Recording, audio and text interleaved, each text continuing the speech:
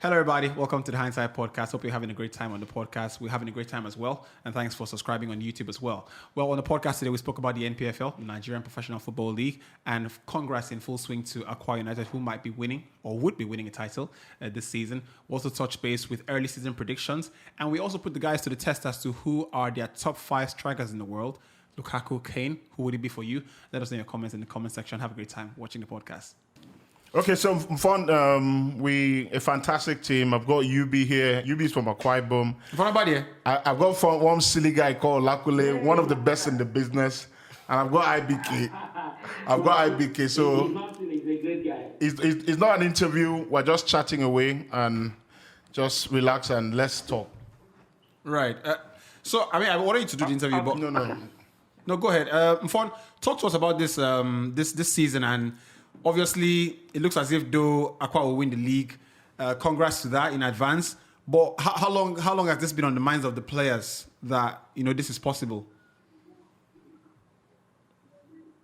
Yeah, winning the league has been a target for Akwa United since the start of the season. It has been on our mind. In fact, it was the target of the club from the start of the season. We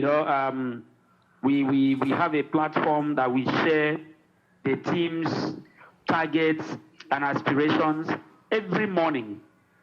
So the players, the officials, everyone involved in this team, we've always been aware of that we need to work, we need to correct certain things, we need to get it done. Although we didn't start the season very well, but that belief was always there. Right. So, when I asked that because you want to be able to put a timeline as to when everyone started thinking like this is a title-winning team. Obviously, when the season starts, what you're concerned about is maybe the top 4, the top 6, something like that. But when do you feel? Let's say, was it 2 months ago you started thinking like Aimba are not quite the Aimba they are supposed to be? Kano Pillars are not winning as many away games. Nasarawa are playing well, but they don't travel well as well. So when did you start thinking like this is actually our title to lose? Yeah.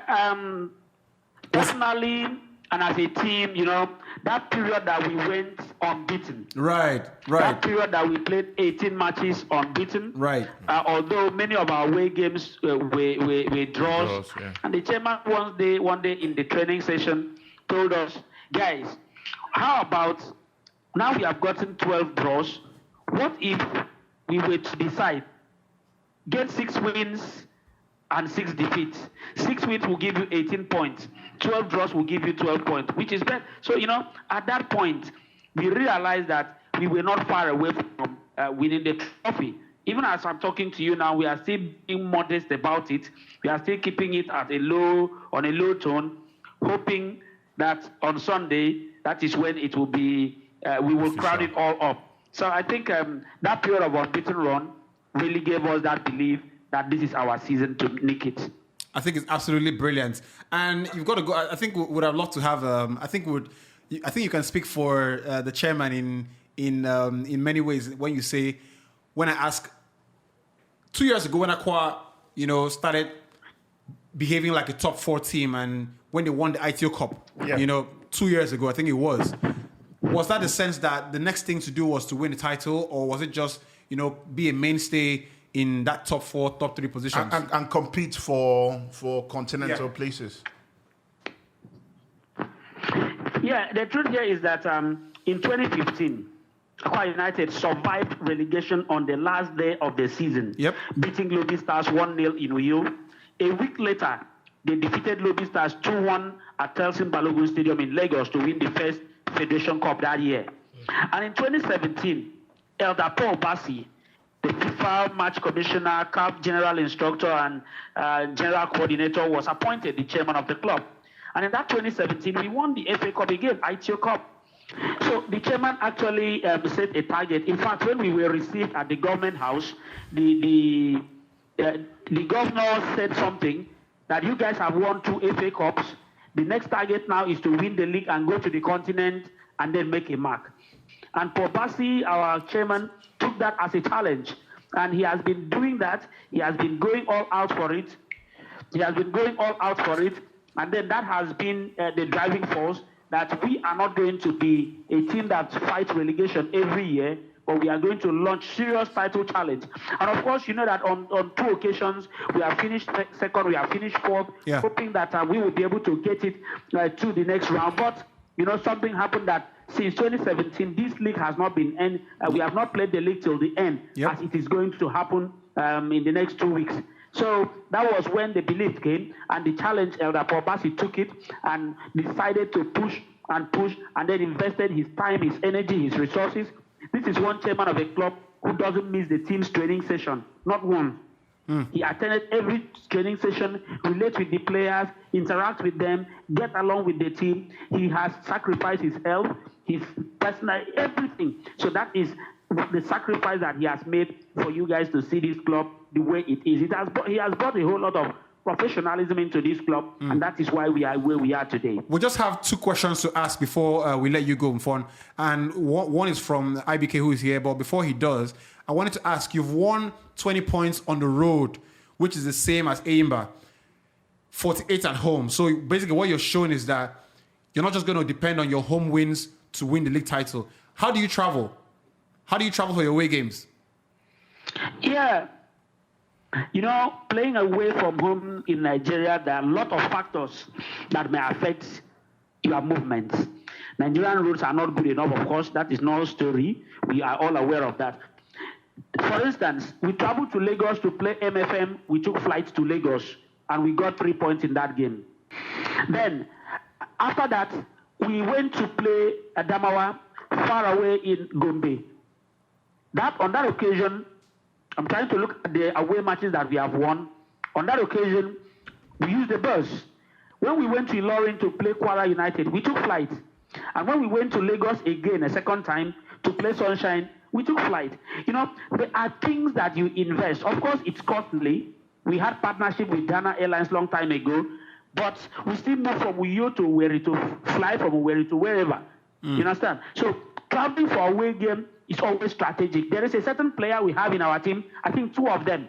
Coach will call them away team danger.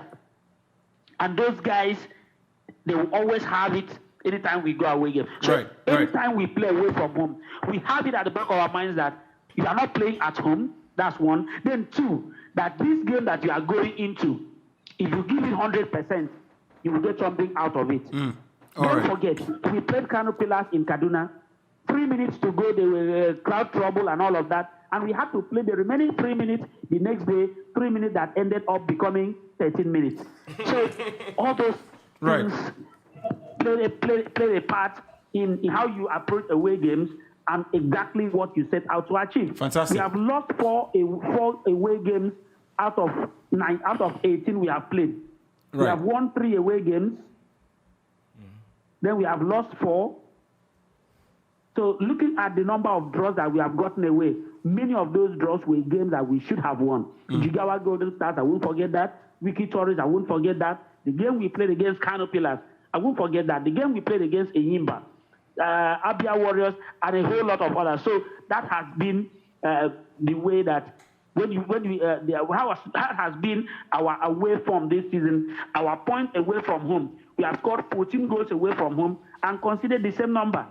So we don't have any negative away from home. Instead, we have positives. Right. Okay, quick one. I've been following the league for some time now, and I think the problem with Nigerian clubs generally is welfareism, how to keep the players happy all through the season, try not to owe them, try to do the right thing. So I just want to ask, how has Akwa United management, how have they done it to make these players happy? Because I know that only happy players can go all the way, to get unbeaten runs, to try and win the league. And also, how have you been able to do it all through the season? Yeah, players' welfare is a top priority in our. If a goalkeeper, for instance, any goalkeeper selected to start a match, if you keep a clean sheet, there is a reward for that, 50,000 naira from the club. So, how about the defenders that help him keep a clean sheet? I was going to go there. Can you hear me? How about the defenders? How about the defenders who help the goalkeeper to keep a clean sheet? Yes. The goalkeeper will now show what he has. For instance, He has been, the goalkeeper will say, that one is personal. The goalkeeper usually takes 20,000 and then we give 10,000 to the 4 defenders and the other 20,000 to the entire team. Wow. Do you understand that point? Yeah. Then the bonus that comes in, the bonus is always there. And now, when you see a chairman come to the office, go to the players' room, talk to each and every one of them at different times, get to relate with them, get to interact with them, ask them personal questions, get to know their families. The level of relationship here is very cordial, that there is no player here who would say. In fact, many of these players relate with the chairman to a point that no matter what they want to discuss with him, they have the freedom of meeting him in the office, going to his house, talking with him on phone, and all of that. So that relationship is there. And we cannot rule out the God factor in this team. Right. Every Friday is general fasting for everybody. Right. Everybody involved in the team. So it has been God all the way. Okay. But the level of relationship in the team that Rapor Basi has brought and introduced has been top notch. So everyone in the club will live as a family. And that is one of those motivating factors for what you have seen us achieve this season. Okay, interesting. Just on a final note, I'm going in the direction of the manager because at first, and I think if you ask a lot of people, when Abdul Maikaba was at Akwa United, we all thought he was going to be the guy that would be there for a number of years, probably win, even the league with the team. Yeah. But with Kennedy Boboye now, and there's also a culture of coaches not staying for too long at Nigerian teams. So with Kennedy Boboye, I think Akwa United are, home and dry. They're going to win the league. What do you think, the body language is with Kennedy Boboye? Is he going to remain there after this season? Is he going to remain there for, a number of years? Do you think the management are happy with the job he has done? Obviously, he has won the league, but where do you see him, his time at the club going after this season? No two coaches are the same. Maikaba was here. He won the ITO Cup in 2017. Yeah. And when he won us the FA Cup, the player won the league for Plateau United. And of course, movement is allowed. They all have their own ambitions. So right now, Boboye came here. The last time the league was concluded normally, Boboye won it with Plateau United. Mm-hmm. Now that we are winning, now that we are going to end this league 38 match days, he is of course winning it again. So you can say that he has won the league back-to-back, complete league season, forgetting about the coronavirus, truncated league, the Iwa saga, and all of that, the Super Six and all of that. So Boboye has done it. Is he going anywhere? In football, and I tend to believe in 100%, that you don't change the winning team. He has done a great job.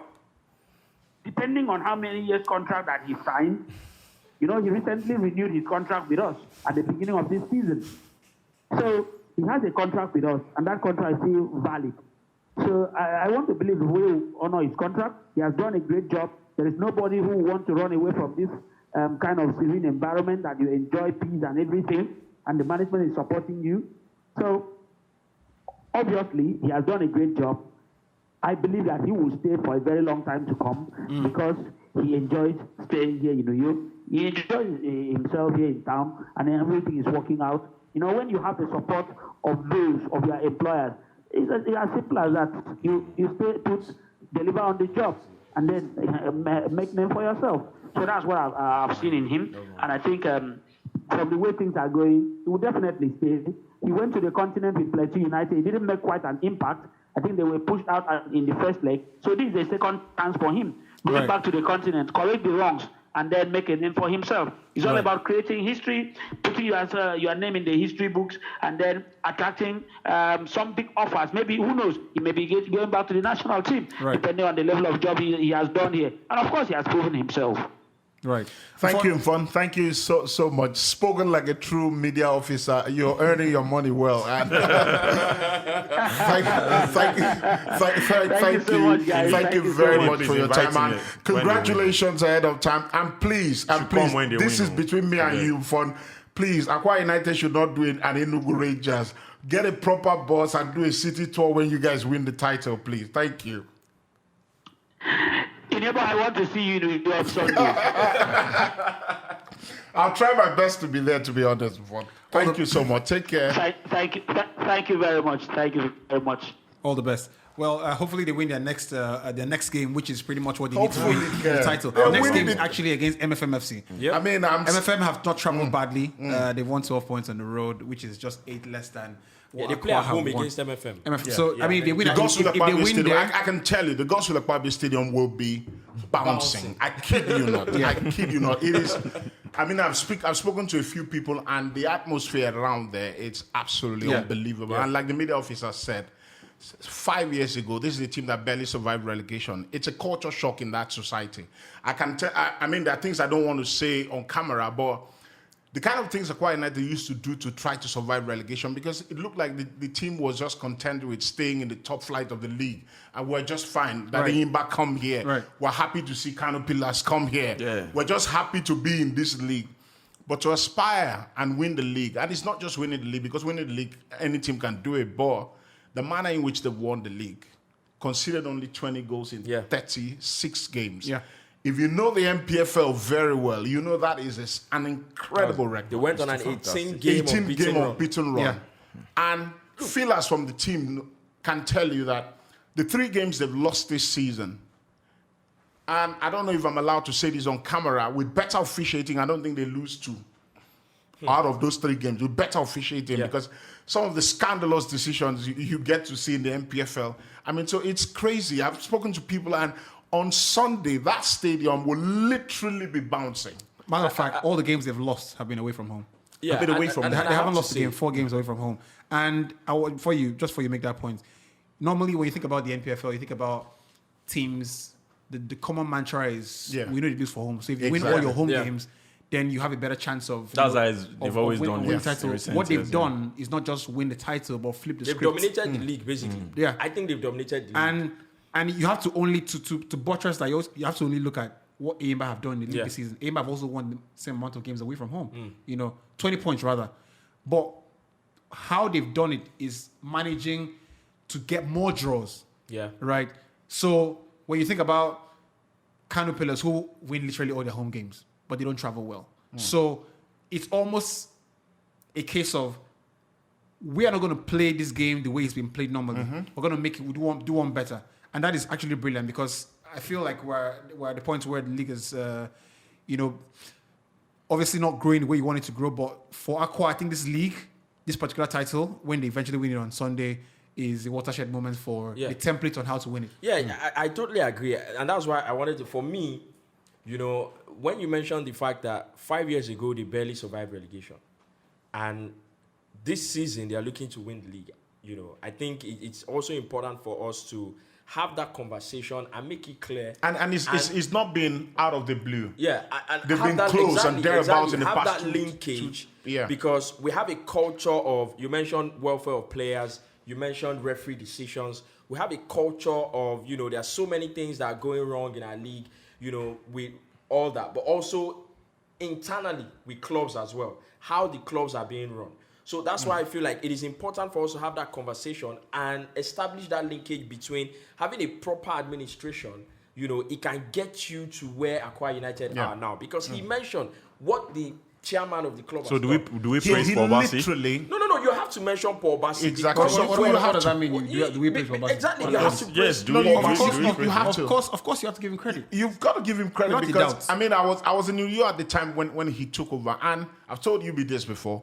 He literally uprooted the structures of the club. Yeah. Literally, from everything. I mean, everyone who was employed by that club lost their jobs. Literally. They started from scratch. You put it harshly that way. The story he told me is, he said, go ahead. If you have to work for this club, they were relieved of their duties and asked to apply to work for the club. So if you have to work for this club, you have to earn the right to work for this club. That's what he did.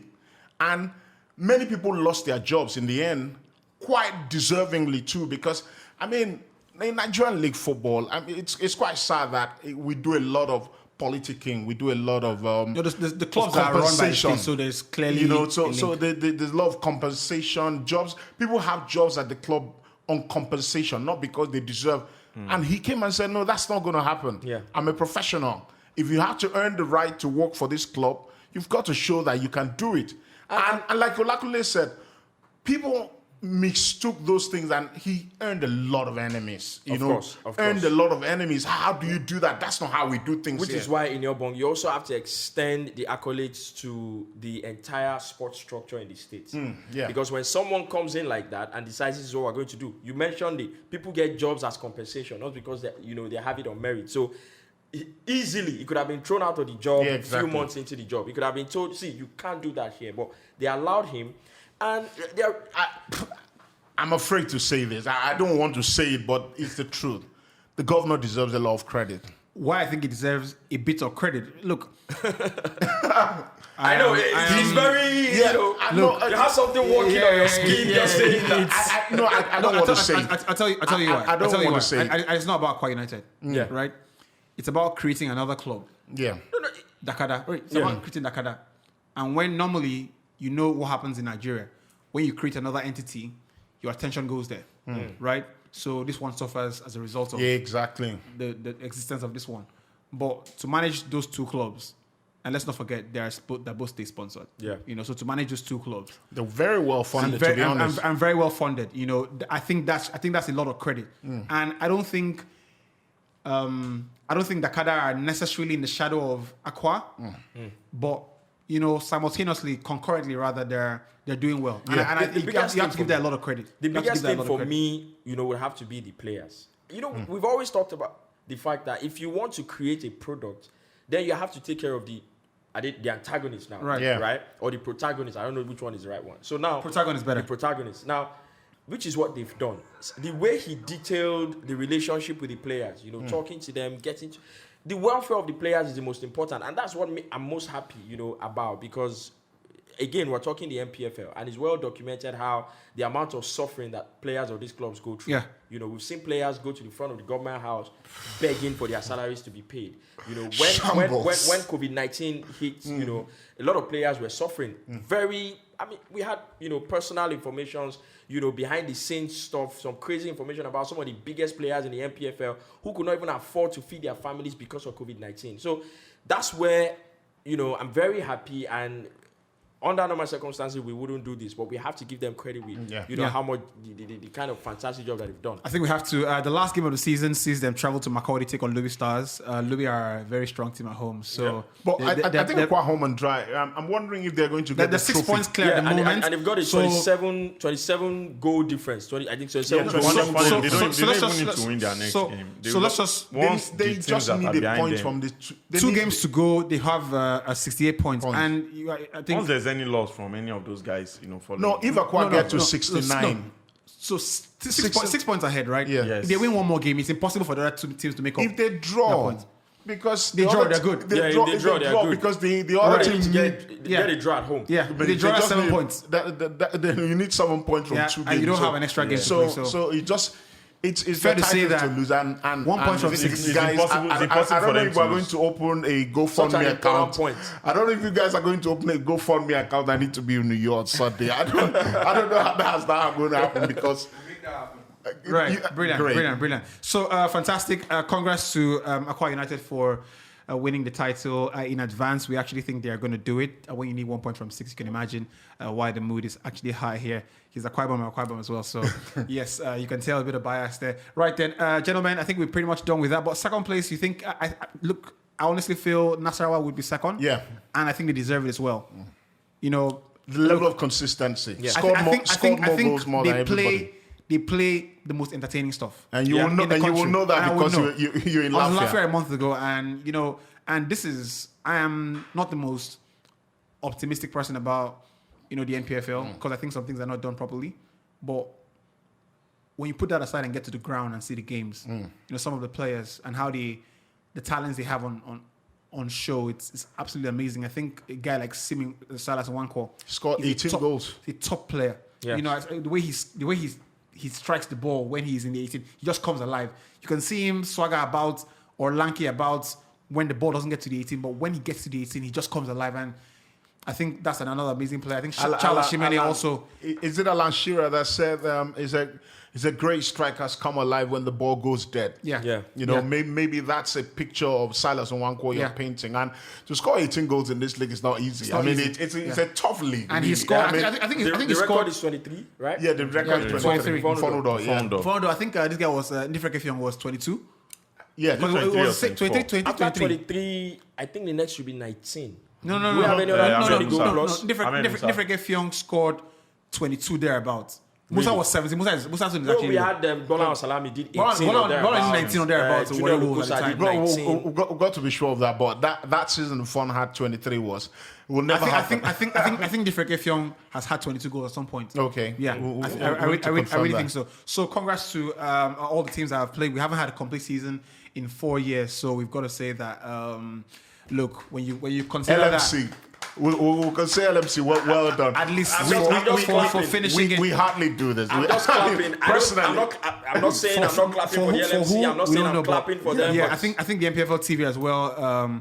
Was great at some point, even though we would have loved to see the final couple of games. You know, imagine not covering Akwa's game for the last game. You know, I think that no matter what happens, that game should be on exactly. Look, that come on. It's got to be. That those clips will not be out there. What's it going to take, guys? What's it going to take for the people who handle Nigerian football? Akwa United are playing. Possibly they are going to win the league. Most likely they are going to win the league at the stadium on Sunday. Yeah. For me, how about reach out? Exactly. How about reach out to the government of Akwa Ibom and tell them, look, we don't possibly have the money to do this thing, right? But can you crazy PR movement? Can you make it happen for us? Just to even get people to say, look, this final game is going to be on NPFL TV. I'm even saying, if you're not doing too much, just trying to use this opportunity to tell people that we're covering this live game. So go to the NPFL TV because it's the final game of the season. And like you said, it's going to be played at one of the best stadiums that we have in the country right now. It's the best stadium in the country. Exactly. It's the best stadium in the country right now. So what's it going to take really to do a crazy PR movement around this final game? I tell you what for free. If that game is on TV and you put a nice little budget, let's say 2 million naira, across some media platforms, and you give it to Hindsight Podcast and say, look, let's try and push, let's try and push this. I think we'll have at least 1 million views. People watching on NPFL TV. But having said that, I think what's wrong with the NPFL TV? I think they've done great to show that it is possible to follow the league online. They've not been on for some time. And that's what it is. But right. What's wrong with the NPFL TV? They've not been for like a month. Why are you asking? People subscribe. People paid for it. Do you know where the NFC office is? You go there and ask. And again, sorry, Jude. I've done a couple of guys. games. One quick one. What's the reason they're not showing the games? I don't know. Now I've seen that. I don't know too. Exactly. Guys, one quick one. Jude Aneke is the one behind Mfon with 20 goals. 20 goals, yeah. Oh, really? Jude Aneke. Right. Fantastic. Hi there. Thanks for watching us on YouTube. Please leave a subscribe on the channel, The Hindsight Podcast, and also on Instagram at The Hindsight Podcast. It's the same on Twitter as well. Leave a like, a retweet, or a comment. We'll see you soon.